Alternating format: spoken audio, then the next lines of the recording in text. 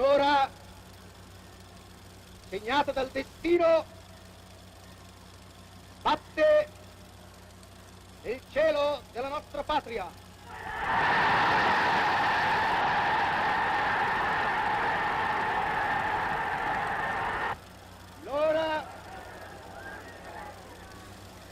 L'ora delle decisioni irrevocabili.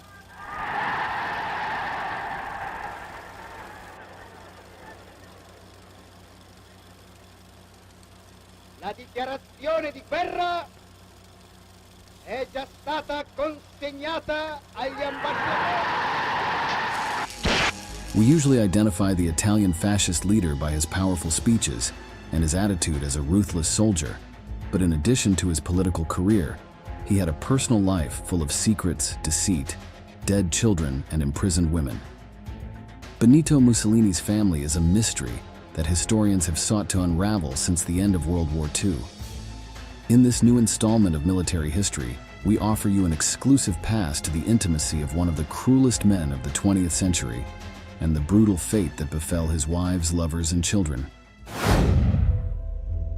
Benito Amilcare Andrea Mussolini was born on July 29, 1883 in Dovia, a village in the municipality of Predappio in the province of Forlì-Cesena. His father was the blacksmith Alessandro Mussolini, while his mother, Rosa Maltoni, was a teacher who firmly believed in the importance of education. Curiously, the name was chosen by his father, a local socialist leader in memory of Benito Juarez, a reformist hero and former president of Mexico, of Amilcare Cipriani, an Italian anarchist patriot, and of Andrea Costa, the first socialist deputy elected to the Italian parliament. From the beginning, his life was linked to politics. Like so many in Romagna, he is raised in a family of radical socialists who are often jailed for their political beliefs. As a child, the future fascist leader received his primary education in Dovia and then in Predappio. As a teenager, he entered the Salesian school in Faenza, but was expelled for a fight with a classmate. He continued his secondary education at the Giosuè Carducci school in Forlimpopoli, where he obtained a license as a junior technician in September 1898. From November 1902, he lived in Switzerland after fleeing Italy to avoid compulsory military service, traveling from town to town and doing temporary jobs. After a turbulent period, he returned to his native country in 1904. An interesting aspect of the life of the fascist leader is his romantic relationships, as complex as they were bloated. He had many affairs and several deceptions, but some names stand out among others. The first of these is Ida Dalser, whom he allegedly married in 1914 and who became the mother of his firstborn son, Benito Albino. Unfortunately, her relationship with Mussolini did not end well, as she was later forcibly committed to an asylum by the fascist police. This was an operation to hide a partner who was embarrassing to the politician, who described the woman as dangerous, unbalanced, and criminal, calling her an enemy of the state. Dalser lived for 10 years behind bars in a very poor asylum, suffering extreme hardship as a political prisoner of her ex-husband. All information about her past was suppressed by the state, and only after the war was over did the news become known about her, when the documents were opened to historians and researchers. But an edict from the city of Milan at the time did denote and state that Mussolini must have made payments in maintenance for the child to his wife Ida Dalser. But the child bearing Mussolini's name was forgotten about and neglected, never being fully accepted by his father. As for his son, the young Benito Albino, rejected by his father and with his mother confined in a mental hospital, he was raised by employees and in schools where he was not allowed to receive visitors. Little is known about what kind of relationship he had with the fascist leader, but it is possible to assume that it was non-existent and distant. The young man had a tragic, premature death, about which there are not many certainties, but rather several versions that contradict each other. Some claim that he was also confined like his mother, and that he died in a mental asylum. Other sources suggest that he died in a naval battle during World War II. The only thing that is certain is that he was buried in 1942 at the age of 27. It is because of treatment like this that several academics have described Mussolini as one of the most heartless and brutal fathers of the time, even more so than his German peers who rarely showed such contempt for their offspring. Later, we will tell you how he treated the rest of his children. Long before his relationship with Dalser ended, the dictator had already met the woman who would become one of the most important people in his life, Rachele Guidi. She admired Mussolini, and after going on a date with him, they began a relationship. They eventually married on the 17th of December 1915 in a civil ceremony held in Treviglio, in the Lombardy region. A decade later, in December 1925, they renewed their vows in a religious service held at the height of the fascist boss's political rise. As his wife, she participated in a few public events. Donna Rachele Mussolini presenzia l'inaugurazione della Casa della Madre del Bambino, nuova magnifica realizzazione dell'Opera Nazionale Maternità e Infanzia. But Rachele mostly portrayed herself as an exemplary fascist mother and housewife. When they got married, she didn't wear white. There were no photographs, nor a grand ceremony. The fact is that both were very superstitious and believed that all these details could go against the couple's success. Such were their beliefs that, for example, they wouldn't sit at a table if there were 13 diners. According to family and friends of the couple, they were united until the end. Shortly before he was killed, Mussolini spoke to her on the phone and told her that she was the only woman he had ever truly loved. Later, we will learn another version that paints a quite different family picture of the great romance of the Italian dictator. With Rachele Guidi, they had 5 children: Ida, Vittorio, Bruno, Romano, and Anna Maria. Although Benito Mussolini was not a present and loving father to any of them, there are particular stories and preferences on the part of the fascist boss. Let's get to know the leader's offspring in detail. Apart from Albino, her rejected son, Ida was the eldest of the official clan. She was born before her parents married, and, because of her resemblance to Mussolini, she was her father's favorite. Some claim that their personalities were even similar, as the girl was haughty and had a lot of character. Ida liked a luxurious life and expensive objects, and she got angry when her parents did not give her what she asked for. To meet her demands and generate political ties, Benito arranged the marriage between Ida and Count Galeazzo Ciano, who became an important figure within Italian fascism. He was the Minister of Foreign Affairs, so together with his wife, they made numerous trips to Nazi Germany before the start of the war. However, Ciano was not liked by the Reich because they considered him prone to treason, so when they entered Italy, they arrested him and shot him. Ida managed to escape to Switzerland with her children. Although history says that she was her father's favorite, she never returned his kindness. In one of her most famous quotes, she said, "The only thing that can help my father is to escape or commit suicide." Next in line in the official clan was Vittorio, who was born in 1916 and soon became an enthusiastic fascist, so much so that he enlisted as a pilot at the age of 19. He was the one who demonstrated the greatest political ability, as he negotiated numerous safe conduct passes with the Third Reich. The son of Deuce, the propaganda name by which the fascist leader became known in political life, married in 1937, causing great commotion.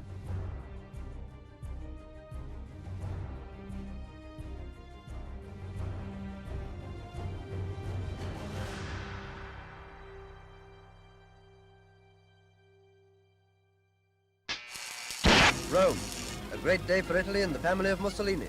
Lieutenant Vittorio of the Air Force is being married to Signorina Orsala Buvoli. The bridegroom, of course, is son of Il Duce. So great was the excitement that special passes were issued to people living in the neighborhood of the church. But not everything was rosy in Vittorio's life. It was a difficult time, and he himself was the one who intervened to achieve the peaceful surrender of the Italian fascist hierarchy in April 1945, when it was clear that World War II was lost. Once the war was over, he fled and remained in deep anonymity until his death in 1997. Very little is known about Bruno, Rachele, and Benito's third son. He was born in 1918, and there is only a record of his passion for airplanes, which in 1941 became his downfall when he tested a bomber in World War II. The machine crashed, killing the young man. The reports of the time do not speak of an important funeral or great sorrow on the part of the fascist dictator, but the truth is that he was never an affectionate person, not even in times of tragedy. Romano and Anna Maria were born much later than their older brothers, so they had very little relationship with them and their father. During his childhood, Mussolini was completely preoccupied with relations with Germany and the imminent outbreak of continental war. It is said that they loved their father very much, but saw him only sporadically. As an adult, Romano became a successful jazz pianist, while Anna Maria worked for years as a radio presenter. Let's listen to the talents of the dictator's youngest son.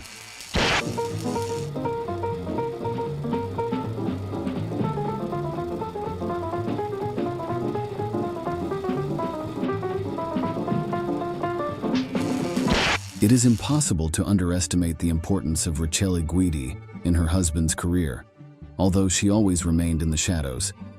She did not usually attend official events, nor did she appear in the press, and this allowed her to enjoy a certain anonymity. She traveled by bus around the city and then explained to the Duce what people were talking about in the street, something that the fascist used greatly in his speeches. This connection with the workers was one of the great banners of his government. On one occasion, the Minister of Agriculture proposed to the Duce to reduce wheat reserves, but Rachele Guidi warned him that this was madness, because it was the raw material for making bread, on which all the poor children depended for food. In the archives of the town of Forlì, in northern Italy, there is a telegram from September 8, 1942, in which Mussolini orders that the reserves of this sustenance be guaranteed, so his wife's advice was taken very seriously. When King Victor Emmanuel III summoned the Duce to Rome on July 25, 1943, Rachele also advised him, this time to wear a military uniform as he usually did. But this time, Mussolini did not listen to his wife, went dressed in civilian clothes as the monarch had requested, and was arrested. Thus ended his regime. Even if he had obeyed his wife on this occasion, it is unlikely that he would have escaped his fate. The discredit of his administration was evident, and after painful defeats, he had become a burden for Italy. Italy's stab-in-the-back entry into the war. Visions of cheap conquest which were to vanish together with its sawdust Caesar, fascism, the Italian Empire, and after over 3 years of catastrophic warfare, the unconditional surrender of the Italian nation. Beyond his importance as an Italian leader, the truth is that the most famous photograph taken of the Duce is not exactly an honorable capture. The most celebrated and brutal image is that of 5 corpses hanging upside down, which are the object of mockery and ridicule by a war-weary crowd. Among these lifeless remains is the fascist leader Benito Mussolini and that of a woman. Many, upon seeing her, confuse her with his wife of 3 decades, Rachele Guidi, but it is not her. Next to the dictator was Clara Petacci, his lover, a figure who was fundamental in the last years of the Second World War and who accompanied the man until his death at the hands of an angry people. Although she could have fled, Petacci preferred to stay with him and end her days with the man she had always loved. Clara Petacci, Claretta, as she was known to those closest to her, was born in Rome on February 28, 1912, to a bourgeois family. The head of the clan, Francesco Saverio Petacci, was part of Pope Pius XI's medical team and ran a high-end clinic in Rome. Her mother, Giuseppina Persichetti, was a fervent Catholic, and it was rare to see her without a rosary in her hands. The young woman had artistic talents and studied music as a student of the Italian violinist and composer, Corrado Archibughi. Clara also had great physical attractiveness and an intelligence that surprised everyone who met her. She loved reading and wrote everything down in her diary, but there was one quality about her that ended up marking her entire life. From her teenage years, she was attracted to the figure of Benito Mussolini. In fact, her student room was wallpapered with photos of the dictator, who at that time was already around 50 years old. She desired to be someone important in life, and she wished for a career in the arts as an actress or as a painter. She became engaged to Riccardo Federici, an officer with the Italian Air Force, and they later got married in 1934. However, her life had changed 2 years before, when she first met the man she dreamed of meeting for so long. Chance had it that on 24 April 1932, a 20-year-old Clara Petacci crossed paths with Benito Mussolini. She was traveling with her family and her fiancé on the road from Rome to Ostia. Suddenly, an Alfa Romeo overtook the family car at full speed, and Clara, seeing who the driver of the vehicle was, began to shout excitedly, "El Duce! El Duce!" Then Claretta, who had already sent her several letters declaring her admiration, was perplexed when the dictator's car stopped and agreed to exchange a few words with her. It was love at first sight, and from then on they kept in touch more and more frequently. Clara was truly in love with the leader, and was a devoted and unconditional lover, although she was not the only one nor the first. Mussolini's audiences with Clara took place on Sundays after Mass at the Palazzo Venezia in Rome. Over time, they ceased to be sporadic and became an everyday occurrence. The wife of the fascist leader, Rachele Guidi, was well aware of her husband's relationship with that woman, 29 years younger than him, and despite her every attempt to keep him away from her, she was unsuccessful. She had to watch as the young woman moved to the exclusive Villa Cameluccia neighborhood in Rome and walked through the streets of the capital with a chauffeur and accompanied by bodyguards provided by the state. Mussolini was a jealous man. He forced Clara to seclude herself in a luxurious apartment where the young woman spent hours documenting everything with great care. Mussolini would regularly call Petacci a number of times each day, sometimes for long periods of time, and she was known to be rather jealous, and these calls eased her mind. In her diary, she left detailed descriptions of her intimate relations with the dictator and also expressed her political ideas. When she had to flee Italy in haste, she gave more than 2,000 pages to her friend, Countess Rina Czervis, who buried them in the garden of her villa in Brescia.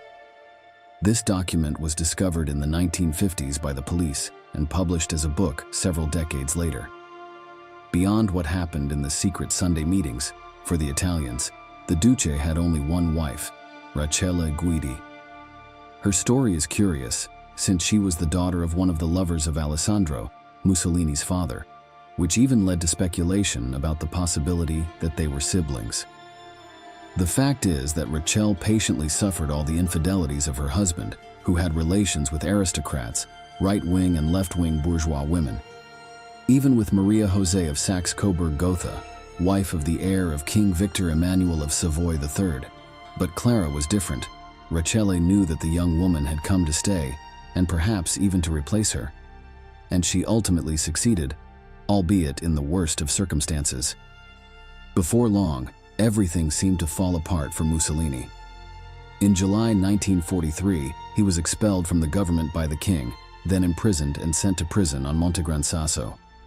There he was released by the Germans and settled on Lake Garda, where he presided over a puppet government of the Third Reich, the Italian Social Republic, better known as the Republic of Salo. At the beginning of 1945, Clara was reunited with her beloved. But when he saw that the end was imminent, Mussolini prepared the departure of his lover and that of Rachele herself and her children. He told them that there was a car waiting to take them to the airport and take a plane to Spain, where he assured them they would be well treated. Clara flatly refused to leave the fascist leader. In fact, it was her last chance to be the only woman in his life. On April 27, 1945, Mussolini made a final attempt to escape from the Allies, but was eventually captured by a patrol of partisans. The dictator was taken from the town hall in Dongo to a private home, for fear that the Germans or the Allies themselves might take him away. Again, Clara asked to stay with Mussolini, despite the partisans having offered her to escape. The next day, April 28th, all the occupants of the vehicle, including Petacci, were shot and their bodies taken to Milan, where they would be hung by their feet for posthumous public ridicule. It was there, that the photo with which we began the story about Mussolini's young mistress was taken, and it is an appropriate endpoint to this analysis of the family tree of the terrible fascist leader. During his government and leadership, Benito Mussolini tried to portray himself as a powerful and masculine man who represented all the values of classical Italy. However, his personal life was stormy and untidy, with numerous lovers, neglected children, and mistakes that cost him his life. Just like the Nazi leaders, who outwardly professed a harsh morality that they never fulfilled in their bedrooms, meeting the family of the fascist dictator is a glimpse into the mind of one of the cruelest men of his generation. In this way, we come to the end of the video. If you like this type of content in which we delve into the personal history of great political leaders and feared military chiefs, we invite you to subscribe and activate the notifications of our channel. In this way, you will receive notices when we upload new material. Without further ado, we say goodbye until the next installment of Military History. Thank you for joining us.